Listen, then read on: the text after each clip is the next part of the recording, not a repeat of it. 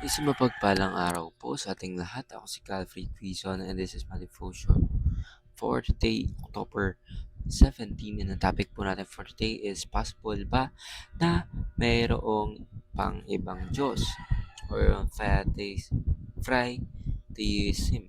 So, ano po ba yung concept natin ng Fritheism?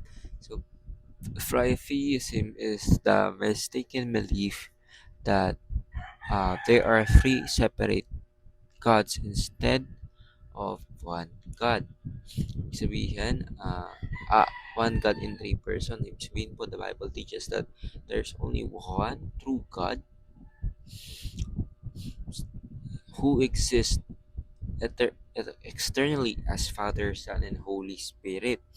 True faith affirms one God is three persons.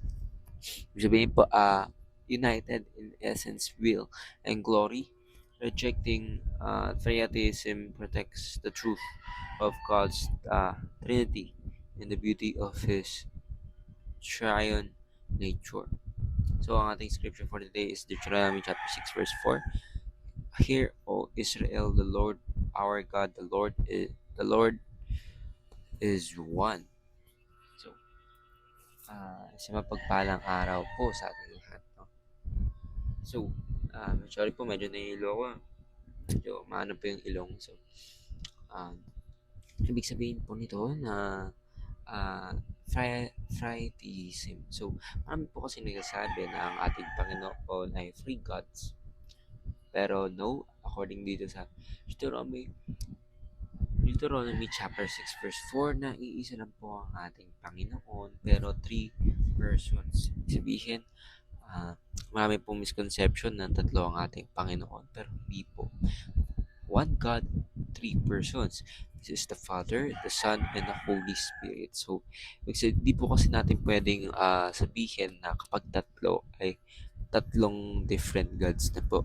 Pero of course, hindi dahil ang existence ng ating Panginoon, ang nature ng ating Panginoon ay iba po sa ating mga tao. So, we can fully understand the Trinity, pero the Lord teaches us na sinabi nga po ng ating Panginoon sa kanyang Biblia,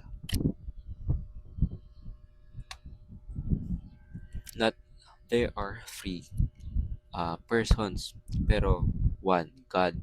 So, teaching starting is we believe in three persons of one God. We believe in creeds of historic Christianity, and we believe in one God. Is there no is there is no other. So, ayun lang po. So, sana po ay marami kayo natutunan. Ayun lang po. Ako si Calvin Piso and this is my devotion for today, October 17. Sana po ay marami kayo natutunan. Nan po and God bless.